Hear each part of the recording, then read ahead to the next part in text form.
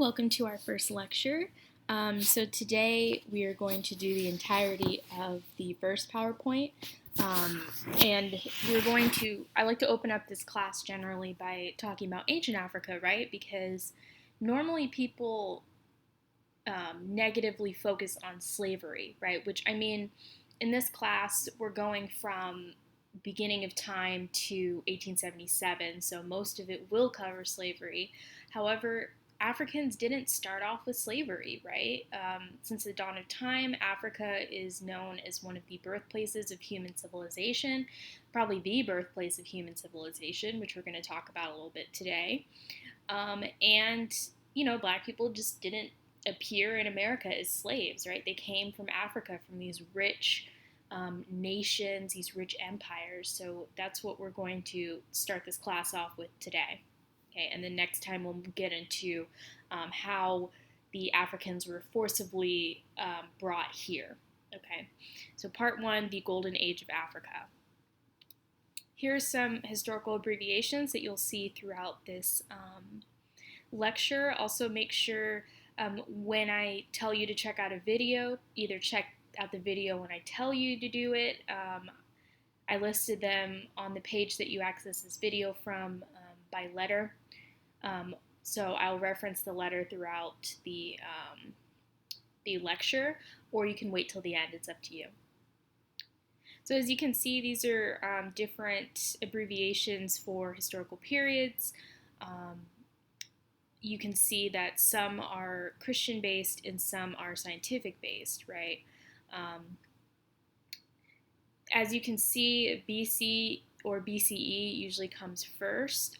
Usually those years go backwards, right? So 14,000 years ago, and it goes all the way to year 0.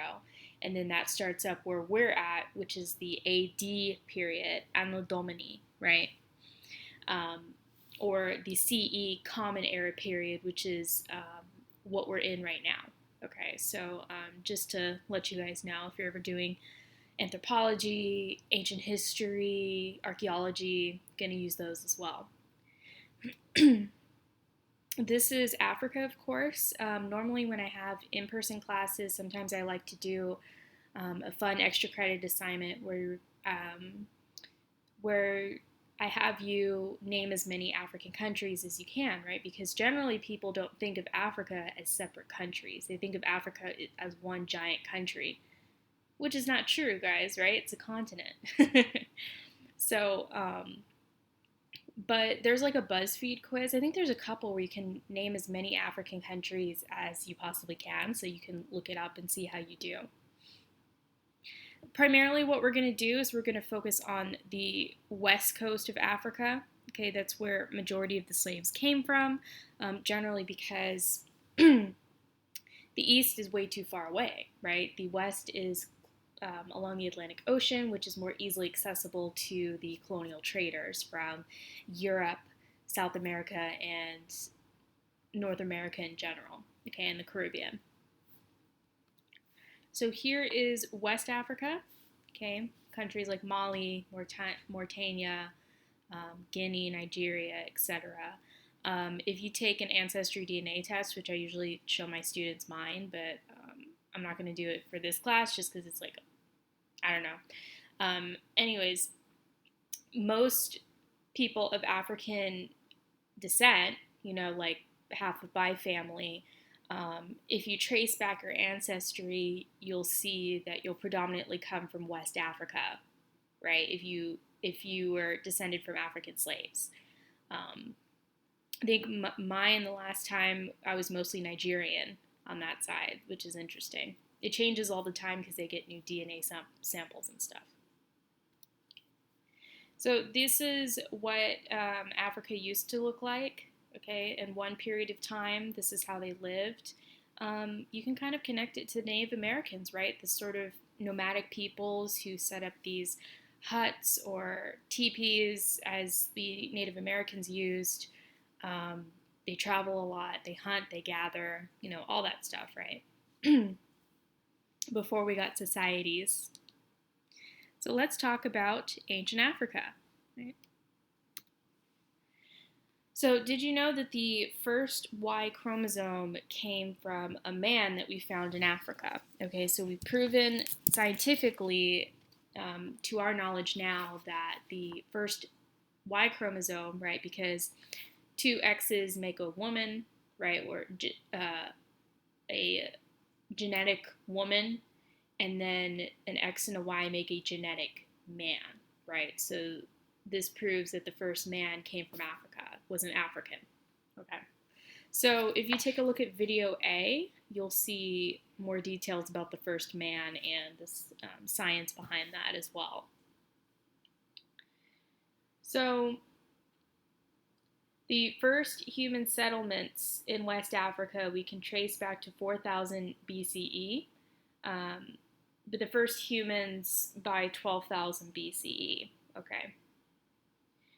West Africa is bordered by the Atlantic Ocean and the Sahara Desert, which formed around 3000 BCE. Remember that huge desert that some people do still live in, right? They live kind of nomadic lives, right? Many are starting to settle down now because it's much harder to live a nomadic life and feed your family nowadays with how the world is, right? So basically, during the Stone Age, pastoral tribes used chiseled stone blades and spears, and also used bone tools, primarily in Guinea. During a wet phase, in which there was an expansion of rainforests and wooded savanna from Senegal to Cameroon, fruit and nut-bearing trees bloomed and became more widely accessible for local tribes. So if food is locally accessible to you, you're more likely to stay there, right? Because this is a great food source. Animals do the same thing, right? They migrate to places that have water and food and shelter from predators, right? We used to do that. As you can see from this picture, here's an African woman from the Middle Stone Age in one of the tools that they used and what their houses kind of look like. Okay. From 9000 to 5000 BCE, Niger-Congo speakers domesticated the oil palm, which produces palm oil, raffia palms, which have the Brasilia pod fruit, black-eyed peas, African groundnuts, okra, which is a very slimy vegetable. Traditionally, you make succotash with it, which is like this dish. It's hard to describe. And cola nuts, which create caffeine or cola. That's where it comes from, right? Stone axes were invented in order to clear the new rainforests. In the savanna of the Sahara, the 8000 to 6000 BCE Nilo-Saharan speakers domesticated wild millet. Millet means grain, right? Gourds, watermelon, castor beans, and cotton. Ironic, since cotton and watermelon will be used as racial stereotypes against black people later on, right? Which encouraged the start of farming. Again, if you have a good food source, that's where you're going to settle. They also began to domesticate animals, make pottery, and fish using bone-tip harpoons. The first animals actually, like domestic cattle, like cows and pigs and horses, we've proven scientifically came from the Middle East. Okay. So here is a hunter. Around 3000 BCE, harpoons and fish hooks were invented. In Niger, copper began to change the area between 3000 and 2500 BCE, although it would not be processed until 1500 BCE. During the third millennium, from 3000 to 2100 BCE, cattle farmers began to travel, isolated from the developments going on in Europe and the Middle East due to the expansion and formation of the Sahara Desert. So for a while, Africans had to learn how to navigate the Sahara, right? Because if you don't know how to navigate the desert, you're screwed, right? Because if you don't have good transportation, supplies, especially water, you're going to die, right? So due to their diverse ecosystems, which included deserts, grasslands, and forests, West African trade began during the second millennium. So they traded amongst each other. Okay. Agriculturalists got salt from desert nomads. The nomads got food from the pastoralists and fishermen. and forest dwellers traded furs and meat. So they had their own thing going on, right? It would be a while before they started to trade with other civilizations from the time, you know. During the Iron Age, around 1200 BCE, sub-Saharan Africa, mainly the Kingdom of Egypt, saw a boom in its iron industry. Weapons were improved, better farming tools led to a surplus in agricultural production, and urban city-states grew into empires. Okay. By 400 BCE, trade routes were established with the Mediterranean civilizations like Carthage. Okay. When camels started to be used for efficient transport along the trade routes, West African civilizations exported gold, cotton cloth, metal ornaments, and leather goods. And in return, they got horses, salt, textiles, and beads. Okay. So once they finally figured out how to deal with the Sahara, right? Really hot days, really cold nights, using camels. Camels are much more effective than horses because they retain water, so you don't have to give them as much water as you would horses, right? Very good method of transportation in that climate, right? Also, the gold and salt trade. Now, if you were to go back in time, which I usually give a don't time travel lecture to my students, which I'll give you kind of now. So if you travel back in time, you could take salt with you, right? Or even a little bit of gold, because salt was worth an insane amount of money. Because what does salt do for you? It preserves your food, it flavors your food, right? So people would pay so much money for salt. That's why gold and salt were such huge trades. And if you take a look at video B, it will explain more about that. Now, why is time travel bad, right? Take it from me, even though I haven't time traveled, obviously. But if you time travel, the conditions aren't that good, right? We have plumbing, right? We're able to travel and date who we want. We have cleaner streets, garbage pickup, all that stuff. Back in the day, people were afraid to take baths in a lot of cultures, so they were stinky, right? They didn't have good hygiene. A lot of them were really ugly just because you grew up in the same little area for generations, so you basically, in one way or another, were committing incest, and you were passing along those same recessive traits, right? So a lot of people are really ugly. Just look up Charles II of Spain, right? The royals did it too. And you will be shocked by his picture, because I am too. So yeah, and like the streets were nasty. Like a woman in the year 1900 described walking across the street in New York one day, and by the time she reached the other side, the bottom of her skirts were filthy, right? That's how disgusting the streets were. So yeah, time travel isn't the best idea, you guys. That's why I give my little lecture about that. Okay. So one of the oldest urbanized centers was Degeno, which was established in modern-day Mali along the Niger River Valley. Occupied between 250 BC and 900 AD, there African rice was domesticated and was moved later on due to the spread of Islam. Around 1000 BCE in central Nigeria, the Nok culture, or Nok, whatever you want to call it, N-O-K, produced miniature terracotta statues and also smelted iron during the Iron Age. Terracotta statues are these little, those little African statues, right? We have tall terracotta statues all over the world from African and Native American and South American cultures predominantly. Some of those terracotta statues are actually in the British Museum, and what the Nigerian people are trying to do is get those statues back, right? Because that's an issue too with history, is a lot of museums have historical objects that were stolen when those countries colonized these other countries, right? So the British Museum has a lot of stolen artifacts that they won't give back, because then the museum will be pretty empty, right? So that's an argument, that's still going on if you're interested in looking it up if you're interested in museum studies.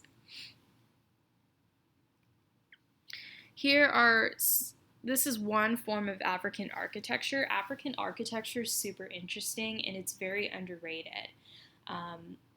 There are rumors that centuries ago, right, there was these centuries of non-advancement in Europe called the Dark Ages, and supposedly, according to some historians, the Moor people who were like from North Africa, Spain, the Mediterranean, that general area, went to Europe and showed them how to make better buildings, how to practice better hygiene, all that stuff, right? It's not totally proven, but it's speculated that that's what happened. But as you can see, it's a very beautiful sandcastle-looking building. I think it's in Ghana. And here are one of those terracotta statues I told you about that's sitting in the British Museum. I've been to the British Museum. It's huge, right? There's a bunch of stuff. But again, a lot of that stuff's stolen, right? Like Egypt's still asking for the bust of Queen Nefertiti from a museum in Berlin, and they refuse to give it back because that's their biggest attraction, you know. Well, enough about museums. Like, okay. So we're going to talk about 3 empires, okay, just to show you guys not only how Africa grew and evolved over time, but also leading up to slavery, what did the richness of these African empires do to the region, right? So first we're going to start off with the Ghana Empire. You can find out more details in video C. So the Ghana Empire was established around the 7th century CE in southeastern Mauritania and western Mali. And you can see this mapped out in this picture. Benefiting from the introduction of the camel, the empire grew rich from the trans-Saharan trade of salt and gold, as we talked about, right? Islam, which came into prominence during this time, may have played a large part in the territorial expansion of the Ghana Empire. According to oral accounts of Ghanaian history, the empire was founded by a man named Dinga, who was originally from somewhere in East Africa, most likely Egypt. Right? After moving to various locations across western Sudan and taking many wives in order to have a lot of children, Dinga established power in his final location by killing a goblin and marrying his daughters to powerful clan heads. Now, we can't prove that goblins exist. This is the folktale, guys. Don't go to someone and say, "Oh, my professor said goblins exist." No. Upon his death, his sons Kine and Diabe fought, with Diabe winning the kingship. So, another view of the empire comes from the Akan people, who migrated north to ancient Nubia, right? Nubia was an ancient civilization that eventually collapsed around 500 AD. A lot of African Americans connect to the history of Nubia and their culture and their ancient warriors, right? My dad used to call me a Nubian princess, right? So some African American boys are called Nubian princes, right? So it's still kind of a connection with the community. So the Akans established small trading kingdoms around that time, which eventually grew into the Ghana Empire. So they claim that they started it, okay? They also claim that the empire collapsed around 1200 AD due to the spread of Islam. Rulers were succeeded by the sons of their sisters, which made the society matrilineal. So matrilineal means that the line of succession in your family is through the women, right? So instead of maybe, as an example, the child taking the father's last name, it would take the mother's last name, right? The society we have mostly, at least, in America and many other societies, is patrilineal, which of course means that you take your father's name, right? The royal court operated on etiquette, luxury, and the ability to deploy over 200,000 soldiers at any given time. So that's that's textbook empire, right? The bigger your forces, the bigger your security, the more mighty your empire seems. So French colonial officials who took over this area later on, right, during the 19th century.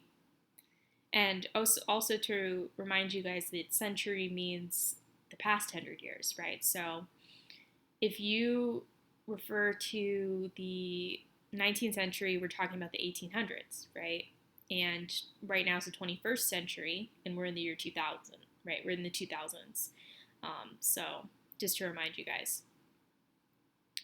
So the French officials believed that the empire was founded by the Berber people who originated from the middle of Africa. Increased trade with North Africa and the Middle East are what led to the formation of the empire. So that's according to the French colonists, right?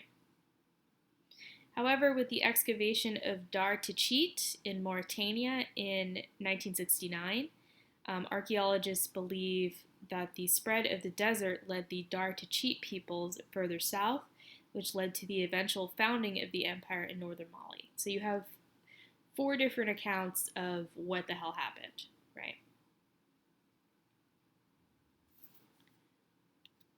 This is what Dar Tichit looks like today, and I believe you can go visit it. Not everybody likes ruins, right? But ruins are just remnants of what was there, right? I mean, like, if someone's evicted from a house and no one moves in, those are ruins, right? An old haunted plantation that nobody lives in anymore, ruins, right? Someone lived there at some point. Here's another one of those terracotta statues, except from the time of the Ghana Empire. The capital, Kumbi Saleh, sat on the rim of the Sahara Desert. There was also a prominent Muslim district of the city, which, due to being primarily occupied by merchants, was a business district. Islamic peoples were believed to be very good at business and money and bookkeeping, basically. 12 mosques were built there, occupied by groups of scholars, jurists, and scribes. Okay, so of course, a scribe is someone who writes things down, right? You tell them what to write, and they write it down for you. Black Muslim cities were often ran independently of big governments. So they operated by trading copper, textiles, ornaments, leather goods, slaves, horses, swords, etc. And we'll talk about the African slave trade and why you cannot call it the same thing as the American slave trade. You just can't, right? Or the transatlantic slave trade. So the king was entitled to all of the gold nuggets, while others could only receive gold dust. Okay, so interesting claim that they had a lot of gold, right? That's sort of like fun, weird fact. If you ever live in or go to England, you cannot kill a swan because the Queen of England owns all the swans, right? Someone told me that one day, and I was like, what? Their trade routes were well protected by their large army, who charged individuals for protection, sort of like goon squads or something, I don't know, or professional hitmen. Because Ghana became a focal point for spreading ideas, culture, and technology, it became known as the Gold Coast, which a certain part of West Africa is still called the Gold Coast today. The empire's political standing was dependent on the king's behavior towards foreign dignitaries. So basically, if the king is an asshole, then your empire looks crappy, right? So a Moorish nobleman, remember I mentioned the Moors, he visited the palace, and this is what he said about it. He said he sits in audience or to hear grievances against officials in a domed pavilion around which stand 10 horses covered with gold embroidered materials. Behind the king stand 10 pages holding shields and swords decorated with gold, and on his right are the sons of the kings of his country wearing splendid garments and their hair plaited with gold. The governor of the city sits on the ground before the king, and around him are ministers seated likewise. That's a lot of people, right? A lot of gold. At the door are dogs of excellent pedigree that hardly ever leave the place where the king is guarding him. And the dogs, you guessed it, also wear gold. So Very, very exuberant, right? There was a central king for this empire, but because it encompassed various territories, there were multiple kings who were the heads of each territory. Their sons would serve as advisors for the main king, mainly to build a relationship with the king before they took over and to learn politics, basically. By 1240 AD, the Ghana Empire combined with the Kingdom of Mali, making their merger the most prosperous kingdom in African history. Okay, we'll talk about the Mali Empire next. This came after reported tensions between the empire and the Almoravid people, which were the Muslims from the country of Morocco, although the empire had converted to Islam by that point. There's no clear historical count, though, why this empire fell. Okay, and you could argue that it didn't fall since it combined with the Mali Empire. Okay? Although we now refer to the empire as Ghana, which means warriors, it was not named so until its independence in 1956 under Kwame Nkrumah. Kwame Nkrumah was the first president of Ghana when it left British colonial rule. He's also famous for dancing with Queen Elizabeth at a function, which everybody was like, whoa, about, right? If you want to see that, you can check out the show The Crown on Netflix. They show that very event. And here's the king with one of his giant gold nuggets sitting on his throne.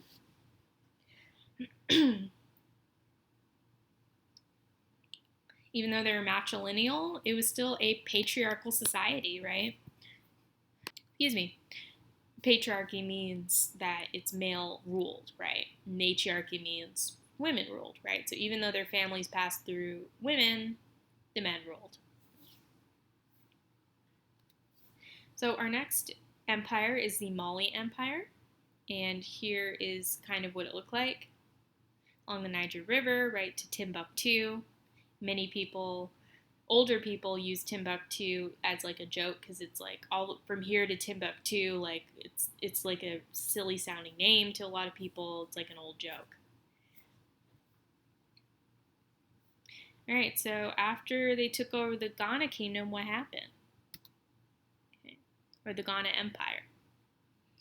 So if you take a look at video D, you'll see details about the Mali Empire. And take a look at this picture. Like, look how colorful and grand their clothes look. Looks fantastic. Now, I said a lot of places were dirty, but there were some really clean places, right? Ancient African cultures, ancient South American cultures, right? Like the Aztecs and the Mayas, they practiced really good hygiene. They had aqueducts that delivered water. Their societies are pretty clean. Like, even though we talk mostly about Europe, their societies are pretty dirty. Like, they did. I mean, ancient Rome was kind of clean, but the rest of Europe, okay. So the Mali Kingdom began in the 13th century CE and eventually encompassed much of West Africa. It began with the end of the Battle of Karina in 1235 CE, when Sundiata of the Keita clan, who was a Mandingo leader, the Mandingos were a warrior people, right? That's why don't call a black man a Mandingo, because it's been used historically against black men, just as a derogatory term, but actually the Mandingo people were noted for being a famous warrior tribe, right? The most skilled warriors that in the region. So Sundiata of the Keita clan, or Keita, whichever one, defeated Somaro Kante, who is the king of the Soso people. Okay, so there's this huge battle, right? Afterwards, Sundiata continued conquering until he had absorbed the rest of the former Ghana Empire. The capital became the city of Niana, which is a village in present-day Ghanaian, right? Salt, gold, agriculture, and livestock were critical components to their successful trade routes. The way that the empire settlements worked was by a central focus on villages and lands. A cluster of villages was called a kafu, which was ruled by a farma, who was a sort of lower-ranking lord, right? The farma would in turn pay tribute to the mansa with an elite cavalry and infantry keeping order for the royal court. So here's how it works. So you had the Kafu villages, which were run by the Pharma or Lord. He's the one who collects the taxes from the villagers, and he gives those taxes to the Mansa, who is the king of that region. Okay? Now, as I just mentioned, right, the Pharma has to um, maintain an elite cavalry and infantry. The cavalry had to be over 100,000 men strong, um, which was made up of a certain amount of men from every village, so that the military could be deployed at any time and from any place in the empire, which is a really good strategy, right? They're covering all of their bases, right? You don't need a giant wall or border if you have an army everywhere, right? The Mansa, who was considered to be the king of their territories, would also dictate what their subjects believed in. For example, although Sundiata, the first king, kept Islam from spreading throughout the empire, the Mansas would eventually become devout Muslims, although they would keep traditionalism alive by continuing to honor the deities of their various religions. Islam became a court religion with the rule of Sundiata's son Uli I. Uli actually made the traditional Muslim pilgrimage to Mecca, afterwards appointing Muslim accountants and secretaries to court. Okay, so in these Islamic tradition, what you are encouraged to take a pilgrimage at least once in your life to Mecca, which is a holy Muslim city or territory, right? There's this giant black stone that's in the middle, right? So you prepare yourself by cleaning yourself and praying and all this other stuff. And what you do is you walk around the giant black stone several times. And there's a lot of people too, because this pilgrimage is important for the Muslim religion. Okay, I'm not a Muslim, so I'm doing my best to explain. But if you would like to see it for yourself, there you can find the live feed on YouTube of of Mecca and what it looks like. I'm not sure if people are still doing it because of COVID-19, but it's interesting to check out. Okay. So this man pictured in this picture, I don't know why I said it like that, portrayed in this picture, right? His name was Mansa Musa. Okay. So when the Mali Empire reached its peak during the 14th century, Mansa Musa himself traveled to Mecca with over 500 slaves who each had a bar of gold. He is considered to be one of the richest men in history. If each of your slaves can have a bar of gold with them, you're scary rich, right? So a lot of people are like, whoa, when they hear that one of the richest men in history was a black man, right? His exuberance impressed the European and Muslim worlds, in addition to his efforts to recruit scholars and architects in order to further integrate Mali into the Muslim world. As a result, the learning and literacy of the empire expanded. So the ancient African civilizations did have their own languages and maybe some form of writing through communication, right? However, African civilizations mostly practiced oral history, which means that they would tell stories and information to each other verbally, right, and pass it down through families. So when they really started getting into Islam, that's when they started to get more books and scrolls and writing and reading and all that stuff, right? So it was a very important transition for them as well. In addition, Mansa Musa founded a university in Timbuktu, as well as established free healthcare and education for the empire's citizens. In 1285, Saqqara, who was a free slave, usurped the throne, which means he took it from the king, right? While the Mansa established Timbuktu as the new capital. Book production also increased during this time. The empire fell around the 16th century CE after rival groups took the border cities one by one. Alliances were broken, and the Songhai Empire eventually absorbed the remains of the Mali Empire. So it's sort of like this pattern, right? If one empire falls in this region, the next empire absorbs it. Okay, so it continues to have some sort of leader or authority, right, or organization to the territory. So if you take a look at video E, you'll see a depiction of Mansa Musa and more explanation about who he was and how lavish his lifestyle was. So this is what the Mali royal court looked like. So you can see huge colors, like extravagant.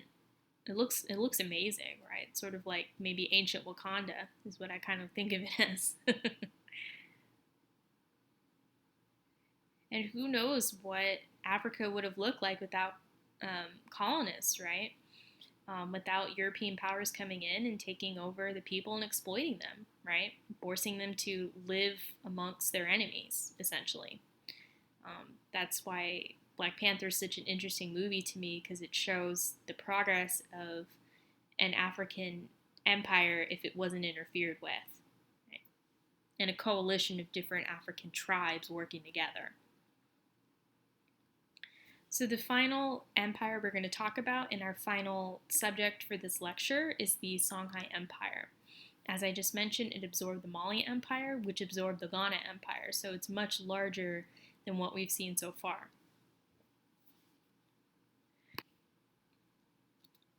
Okay. So the Songhai people were descended from the fishermen who lived in the Middle Niger River. Their empire began with Soni Ali, who captured Timbuktu in 1468. This picture is a depiction of some Songhai warriors. Because he was not Muslim, his conquest was portrayed negatively by Muslim scholars.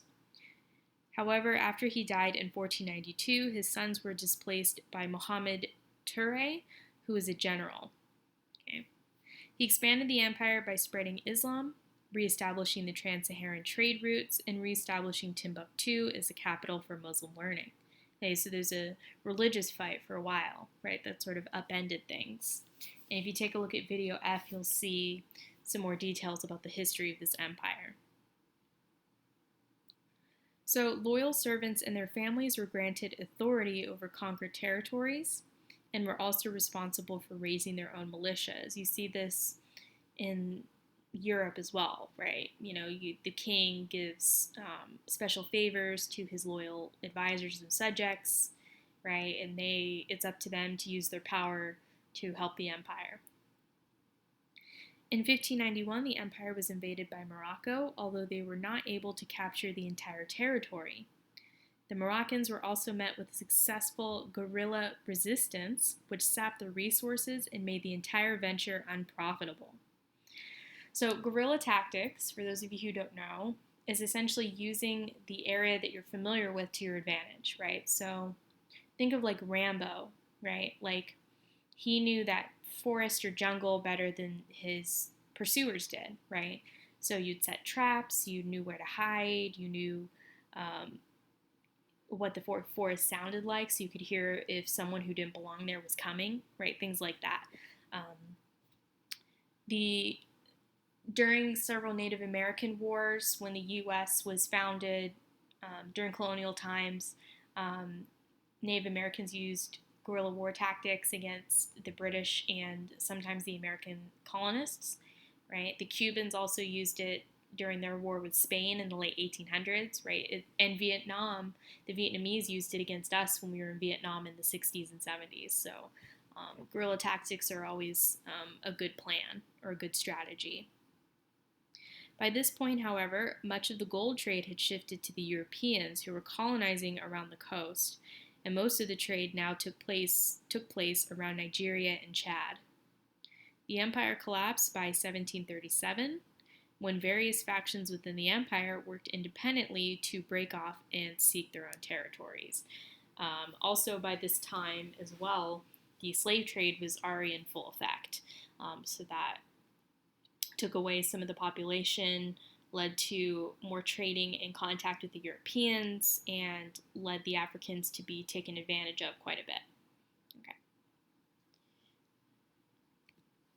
Here are some warriors from the Songhai Empire. I usually ask my students too, I'm like, is it more effective to have less armor, but you're faster, or more armor, but you're slower, right? It just depends on your skill level, is what I've found, right? Or you can play Skyrim and figure it out. And this is what a city in the Songhai Empire looked like. This is what the houses look like too. You can see it's sort of like you have a large opening in the middle for like fires or stuff like that. So that's it for ancient Africa. I hope you guys learned something new. Oh yeah, I forgot to mention the first Americans actually were from Asia, right? The Asiatic peoples over a thousand years walked from Asia to down to the U.S. and all the way down to the southern tip of South America, right? So that's an interesting fact too, right?